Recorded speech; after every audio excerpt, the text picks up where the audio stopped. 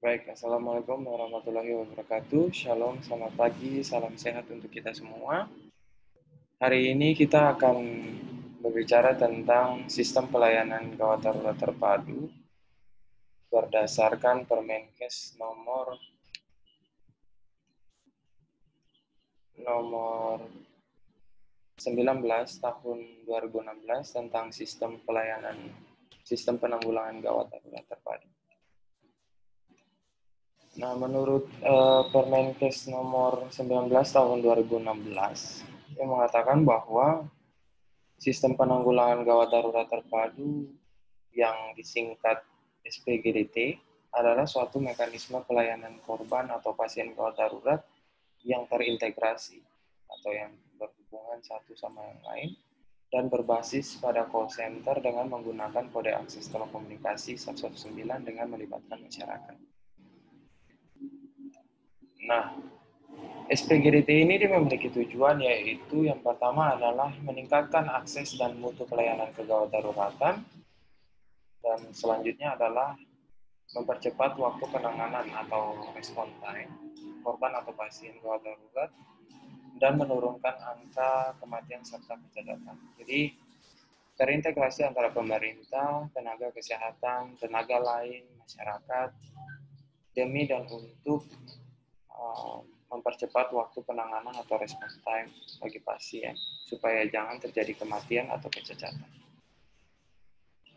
Dalam penyelenggaraan SPGDT membutuhkan sistem komunikasi yang dalam kegawat daruratan yang terintegrasi, kemudian sistem penanganan dan sistem transportasi. Jadi bagaimana sistem pelayanan gawat darurat itu dari mulai komunikasi dengan call center pada saat ditemukan korban di jalan atau di luar fasilitas kesehatan, kemudian bagaimana cara penanganannya, dan selanjutnya bagaimana pasien tersebut ditransportasikan ke fasilitas pelayanan terdekat.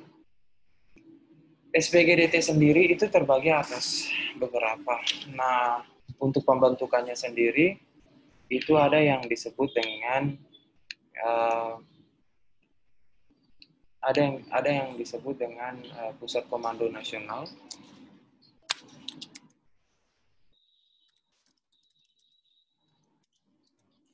Ada yang disebut dengan Pusat Komando Nasional atau National Command Center yang berkedudukan di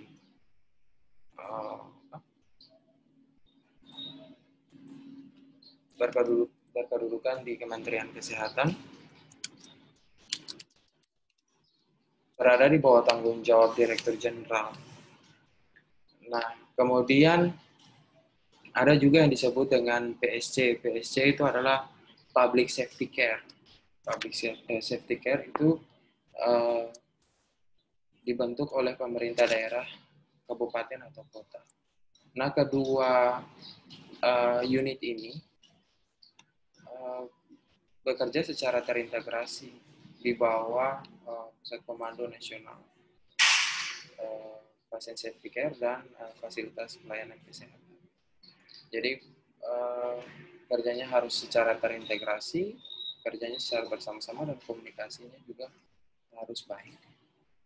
Nah, yang pertama Pusat Komando Nasional atau National Command Center, fungsinya itu adalah memberi informasi dan panduan terhadap penanganan kasus kegawat daruratan. Jadi, ketika ditemukan korban maupun korban dalam jumlah atau skala yang kecil maupun skala yang besar, Pusat Komando Nasional itu dia harus memberi fungsi atau memberi informasi dan panduan terhadap penanganan kasus kegawat daruratan. Saya kasih contoh, ketika terjadi COVID-19, dibentuklah Satgas COVID dari pusat. Satgas COVID itu berada di bawah Kementerian Kesehatan. Di bawah Kementerian Kesehatan, ya, mereka itu disebut dengan Pusat Komando Nasional. Nah, kemudian nanti akan dibagi-bagi ke kabupaten dan kota di setiap provinsi. Fungsinya itu adalah seperti yang tadi saya sudah bilang, bahwa mereka memberikan informasi dan panduan. Jadi setiap hari Anda coba lihat bahwa mereka merilis data jumlah pasien COVID-19, dan selain itu mereka juga merekrut orang-orang para profesor di bidang kesehatan itu untuk membuat panduan. Pernah di semester sebelumnya di KMB itu saya memberikan Anda panduan-panduan tentang bagaimana penanganan COVID-19. Nah, mereka itu adalah bagian dari fungsi dari Pusat Komando Nasional. Tugas mereka adalah bagaimana memilah panggilan gawat darurat dan non-gawat darurat. Seperti nanti kita akan jelaskan tentang prinsip triase. Jadi tidak semua pasien itu sekali datang bisa kita tangani secara bersama-sama, namun harus dipilah dulu sesuai dengan kondisi kegawatan. Kemudian, mereka itu tugasnya adalah meneruskan panggilan ke PSC atau Public Safety Care. Jadi, ketika terjadi suatu masalah atau laporan, kalau Anda nonton film jika terjadi satu masalah di jalan atau di dalam rumah, itu biasanya masyarakat akan melaporkan ke 911. 911 itu tugasnya adalah mereka meneruskan 911 meneruskan informasi tersebut kepada Public Safety Care. Nah, Public Safety Care itu siapa? Nanti akan kita bahas. Public Safety Care itu yang nanti akan langsung datang kepada tempat kejadian dan memberikan pertolongan pertama di sana. Selain itu, Pusat Komando Nasional itu tugasnya adalah dokumentasi, monitoring, pelaporan, dan evaluasi. Jadi, seperti saya kasih contoh, kejadian COVID-19 itu, Satgas COVID pusat itu melakukan dokumentasi, kemudian melakukan pelaporan. Jadi mereka mendapatkan seluruh data jumlah pasien jumlah kasus yang ada di setiap kabupaten dan kota, kemudian dikumpulkan dan dilaporkan kepada Satgas COVID pusat, kemudian dirilis datanya secara nasional. Nah, itu bagian dari tugas Pusat Komando Nasional. Nah, tugasnya masyarakat di sini seperti yang tadi saya sudah bilang bahwa masyarakat tugasnya adalah meminta bantuan. Kalau di Indonesia itu ada yang namanya 119. Ada beberapa juga yang 118, namun yang paling terkenal itu adalah call center 119.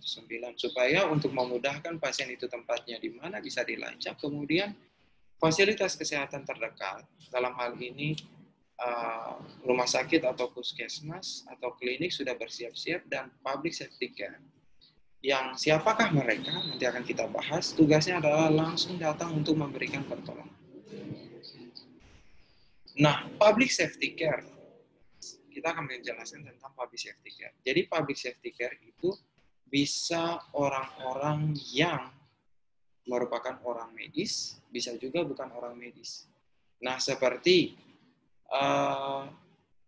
kepolisian, kemudian petugas pemadam kebakaran. Namun, kita lihat bahwa di Indonesia itu integrasinya belum terlalu, kecuali ada kejadian yang sangat besar seperti kebakaran. Nah, di sana baru kita lihat pemadam kebakaran itu datang, terus kemudian kepolisian itu juga datang. Namun mereka belum melakukan tindakan kesehatan. Entah permasalahannya ada di mana, apakah memang pengetahuan tentang penanganan korban itu belum ada untuk mereka, ataukah memang regulasi belum dilaksanakan. Karena seperti Permenkes yang kita bahas hari ini itu sebenarnya sudah menjelaskan bahwa orang-orang dalam public safety care itu mereka sudah bisa untuk melaksanakan tugas untuk pertolongan pertama.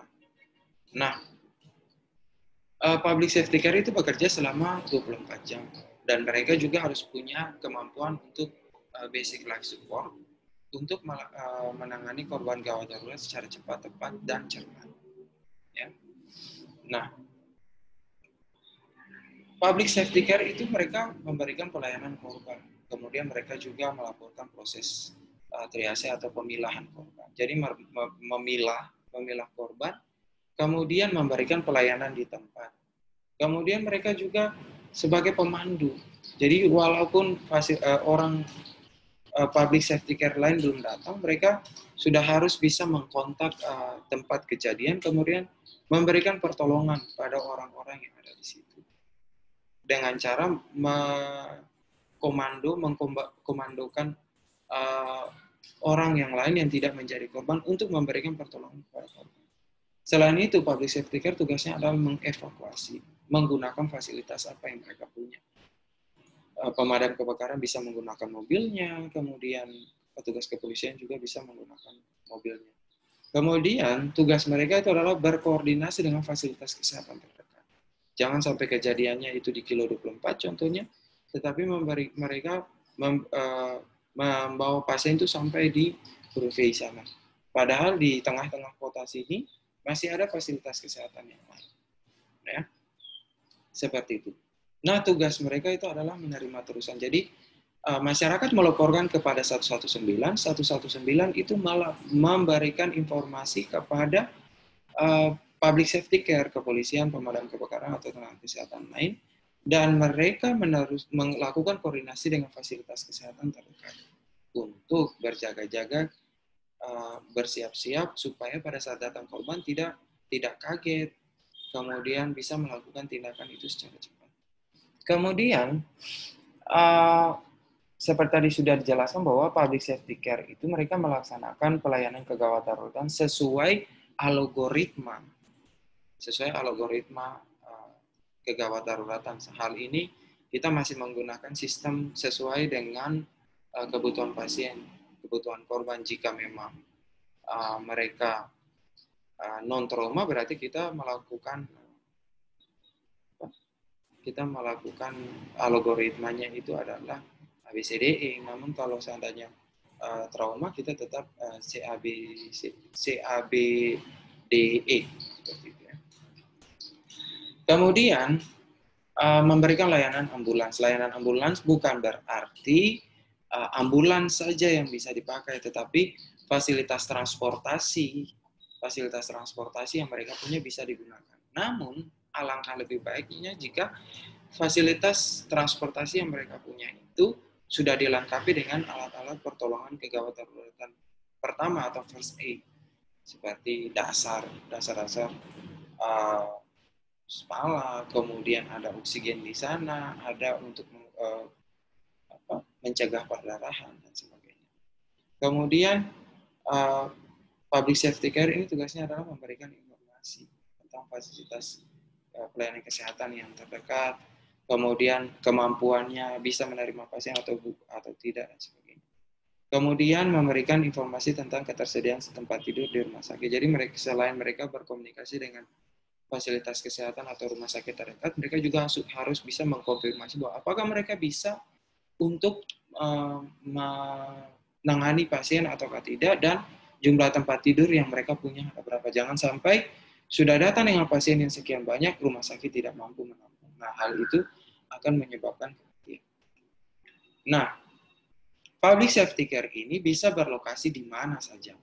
Bisa di dinas kesehatan kabupaten kota, bisa di rumah sakit, atau lokasi lain yang ditetapkan oleh pemerintah daerah, kabupaten, dan kota.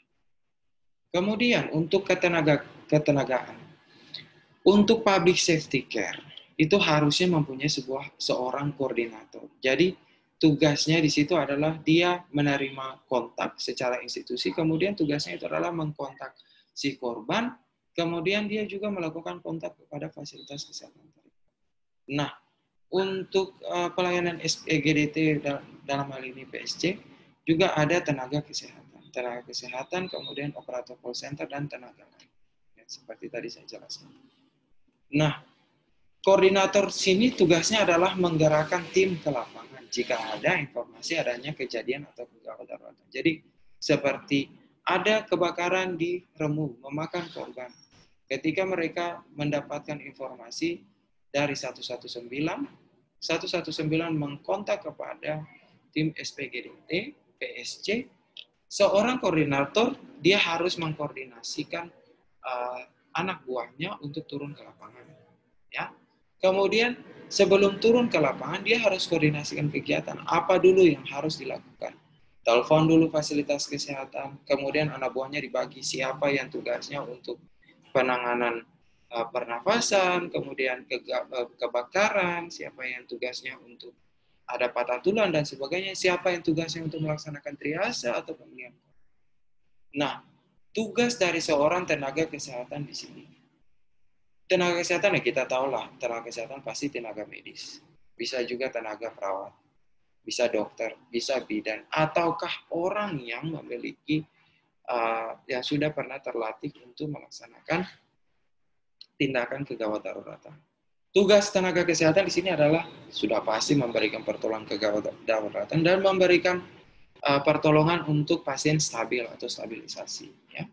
Kemudian sesudah memberikan pertolongan kegawat daruratan dan stabilisasi, maka tugasnya adalah mengevakuasi korban ke fasilitas kesehatan terdekat. Seperti yang tadi saya sudah bilang bahwa sebelum mengevakuasi, koordinasikan dulu dengan fasilitas kesehatan. Apakah mereka punya tempat tidur yang cukup dan mereka mampu untuk menangani korban atau tidak. Selain itu, ada seseorang yang tugasnya menjadi operator atau call center. Tugas di sini adalah dia menerima atau menjawab panggilan. Biasanya operator ini dia berada di unit atau di dalam satu instansi. Jadi dia menerima panggilan, kemudian dia mengoperasionalkan komputer, biasanya dia akan menginput data, kemudian dia mencari dengan GPS di mana letak kejadian kegawat daruratan, kemudian dia sudah bisa mengetahui bahwa fasilitas kesehatan terdekatnya sudah seperti apa, dan dia juga bisa membantu seorang koordinator untuk berkoordinasi tentang kemampuan dan ketersediaan fasilitas di fasilitas kesehatan tersebut. Ya. Kemudian tenaga lain, seperti tadi yang saya sudah bilang bahwa kepolisian dan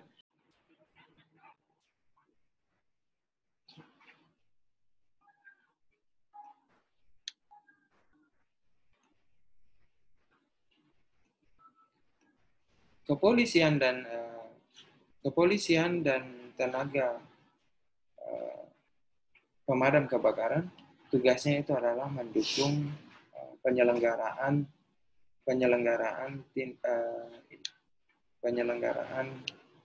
PSC, ya, mendukung penyelenggaraan penanganan kebakaran. Nah, sistem pelayanan kegawat daruratan, ya, sistem penanganan korban atau pasien gawat darurat itu terbagi atas 3, yaitu penanganan prafasilitas, penanganan intrafasilitas atau sebelum di fasilitas kesehatan atau di tempat kejadian, kemudian penanganan intrafasilitas di dalam rumah sakit atau fasilitas kesehatan, dan penanganan antar fasilitas kesehatan yang lain dengan yang lain. Nah, penanganan prafasilitas, ketika Anda mendapatkan korban atau menerima panggilan korban, tindakannya itu sudah langsung dilaksanakan oleh public safety care. Dalam hal ini bisa juga tenaga kesehatan, bisa juga kepolisian dan pemadam kebakaran. Tugasnya di sini adalah memberikan pertolongan dengan panduan call center, ya, call center dari 119. Nah, sesudah melaksanakan penanganan kepada korban, mereka tugasnya adalah mentransportasikan si korban ini ke fasilitas kesehatan terdekat yang sebelumnya sudah dikomunikasikan terlebih dahulu. Nah, sesampainya mereka di rumah sakit atau fasilitas kesehatan, di sana tenaga kesehatan itu melaksanakan pertolongan dengan pendekatan multidisiplin dan multiprofesi. Jadi seperti Anda merawat pasien gawat darurat, sana ada dokter, perawat, bidan, ahli gizi, melakukan operasi dan sebagainya, tergantung dari kebutuhan si pasien itu. Nah, ketika rumah sakit atau fasilitas kesehatan itu dia tidak mampu untuk melaksanakan tindakan, maka tugasnya adalah kita harus berkomunikasi dengan fasilitas kesehatan lain untuk mentransportasikan pasien tersebut, karena memang kita tidak mampu untuk melaksanakan tindakan kepada mereka. Nah, pada saat dilakukan, contoh, ada pasien ditemukan korban ditemukan di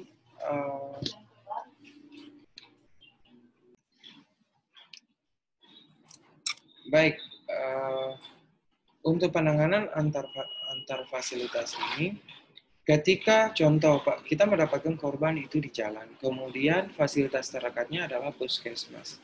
Nah, ketika puskesmas itu sudah melakukan tindakan, namun mereka tidak bisa memberikan penanganan yang lanjutan karena kondisi kegawatan dari klien. Mereka bisa berhubungan dengan fasilitas kesehatan lain yang tertinggi, contohnya rumah sakit terdekat, untuk memberikan pertolongan kepada pasien kegawatan ruatan tersebut. Ketika rumah sakitnya oke, berarti bisa ditransportasikan ke rumah sakit tersebut. Itu yang dinamakan dengan penanganan antar fasilitas. Nah, untuk mentransportasikan pasien dari tempat kejadian ke rumah sakit terdekat atau fasilitas kesehatan terdekat maupun antar fasilitas kesehatan, ini bisa diselenggarakan oleh PSC atau Public Safety Care atau fasilitas pelayanan kesehatan tersebut jika memiliki ambulans gawat darurat, ya, ataukah bahkan bisa menggunakan mobil yang berisikan fasilitas untuk penanganan kegawat darurat. Nah, untuk pelayanan SPGDT ini, pemerintah itu mempunyai andil di dalam. Ya. Pemerintah ini mempunyai andil di dalam, mereka mempunyai tugas dan tanggung jawab itu adalah, yang pertama, merumuskan dan menetapkan kebijakan SPGDT. Contoh, seperti Permenkes yang kita bahas hari ini, sudah mereka lakukan.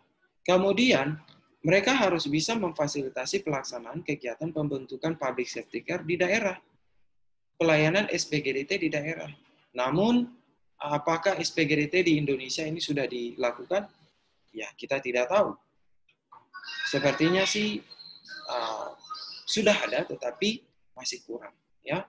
Kemudian, ketika mereka memfasilitasi pelaksanaan pembentukan, mereka nggak bisa dong, pemerintah nggak bisa dong biarkan begitu saja. Tugasnya adalah mereka harus lakukan pemantauan secara berkala, evaluasi secara berkala, ya. Kemudian koordinasi antara instansi kesehatan provinsi. Kemudian setelah sudah dibentuk, dipantau, dievaluasi dan lakukan koordinasi ketika terjadi kelemahan atau kekurangan, mereka harus menghimpun data dan mengkompilasi data kejadian-kejadian kegawat daruratan dan apa saja yang sudah ditemui dan yang sudah dilakukan secara tingkat nasional. Ya, itu tugasnya pemerintah. Nah, itu pemerintah pusat punya tugas. Bagaimana dengan pemerintah pusat, pemerintah provinsi? Pemerintah provinsi itu ya mereka melaksanakan tugas seperti pemerintah pusat, namun ruang lingkupnya adalah pada kabupaten, kota, dan provinsi. Ya, mereka berkoordinasi dan melaksanakan kebijakan yang sudah dibuat oleh pemerintah pusat. Kemudian mereka berkoordinasi dengan pemangku kepentingan seperti kita menggunakan PSC, tetapi kok kita nggak koordinasi dengan dinas kesehatan, kita nggak koordinasi dengan pemadam kebakaran, kita nggak koordinasi dengan kepolisian, terus bagaimana SPGDT ini mau berjalan? Nah, tugas pemerintah provinsi itu adalah berkoordinasi dengan pemangku kepentingan-kepentingan tersebut di tingkat provinsi. Nah, nanti pusat juga begitu. Pusatnya nanti ada Kemenkes dengan TNI Polri, kemudian nanti dengan dinas sosial dan lain-lain. Itu tugasnya di pusat. Sama kita di daerah juga melaksanakan hal yang sama. Kemudian ketika sudah dibentuk, sudah koordinasi pemerintah Pemprov, pemerintah provinsi itu harus fasilitasi pelaksanaan. Bagaimana pembentukan SDM-nya, kemudian bagaimana peningkatan kapasitasnya, pendanaannya bagaimana. Nah, setelah semua itu sudah ada, baru tugasnya adalah menghimpun data. Himpun data apa yang sudah dilakukan, korbannya berapa banyak. Evaluasi. Apakah ketika dengan kegiatan dengan korban yang sekian banyak, tindakan yang sudah dilaksanakan, apakah ada kekurangan atau tidak? Nah, itu tugasnya orang-orang di Pemprov. Bagaimana dengan kabupaten di kota? Ya sama juga. Mereka melaksanakan tugasnya di dalam kota dan kabupaten mereka sendiri-sendiri. Jadi kalau kalau pemerintah pusat melaksanakan untuk satu negara, pemerintah provinsi melaksanakan untuk satu provinsi. Nah, kabupaten dan kota tugasnya adalah di kabupaten dan kota. Ya sama, kebijakannya tetap dilaksanakan, kemudian pembentukan PSC-nya tetap harus ada, koordinasi antara lembaga, kemudian pengembangan SDM-nya, dananya gimana, sudah lakukan tindakan, himpun data, evaluasi. Supaya proses itu tetap dilaksanakan terus-menerus. Ya. Nah, bagaimana tentang dana? Dana ini tetap didapatkan dari pusat, ya, menggunakan APBN. Kalau provinsi dapat dari mana? Ya, dapat juga dari APBD. Namun APBD ini dapatnya juga dari APBN.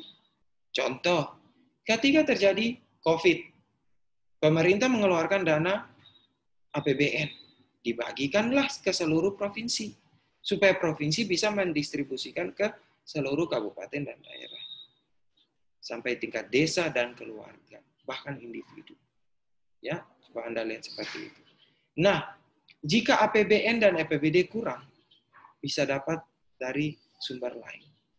Ya, bisa dapat sumber lain, itu bukan urusan kita, itu urusan orang di pemerintah. Yang penting kita tahu bahwa untuk pendanaan ini sendiri didapatkan dari APBD, APBN, dan sumber-sumber lain dari ketentuan perundang-undangan. Mungkin saja ada yang mendonasikan, seperti ketika COVID terjadi, Cina mengirimkan, tapi bukan dalam bentuk uang, tapi dalam bentuk masker. Ya. Kemudian, bagaimana proses pelaporan? Ketika pusat saja melakukan laporan, bagaimana Pemprov dan Pemkot dan Pemkap?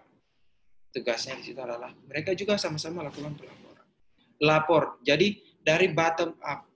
Jadi dari bawah laporan kasus dari desa, kabupaten, kota, naik ke Pemprov, Pemprov over ke pusat. Pelaporannya. Jadi masing-masing gampangannya untuk berpikir seperti ini. Masing-masing kabupaten, kota, kemudian provinsi, pemerintah, mereka mempunyai kepala.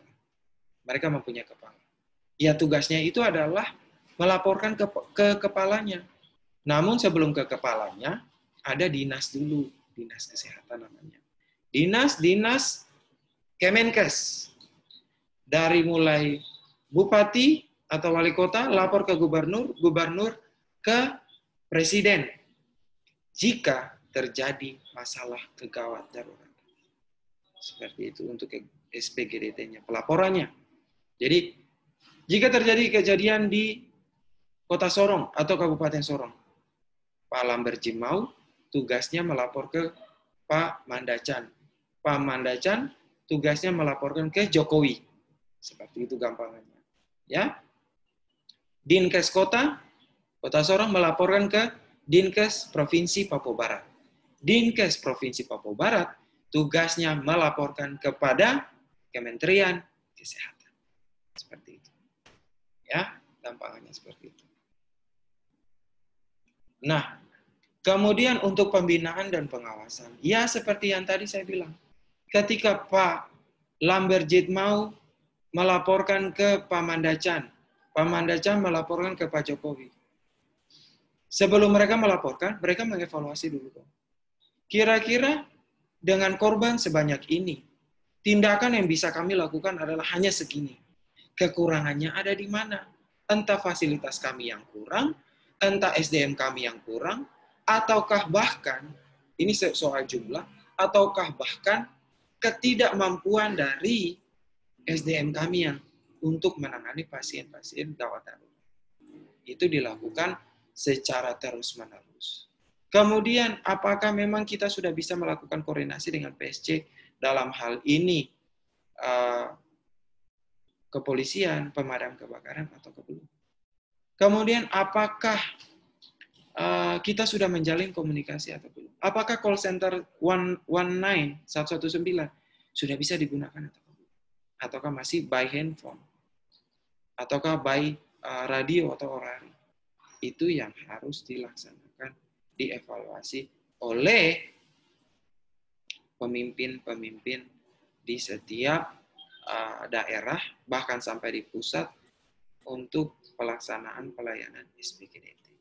Ya, mungkin sampai di sini yang bisa kami bahas. Nanti tugasnya ada di kolom deskripsi. Jika ada yang mau ditanyakan, bisa Anda sampaikan di kolom komentar. Sekian dari saya. Selamat pagi untuk semua. Tetap sehat.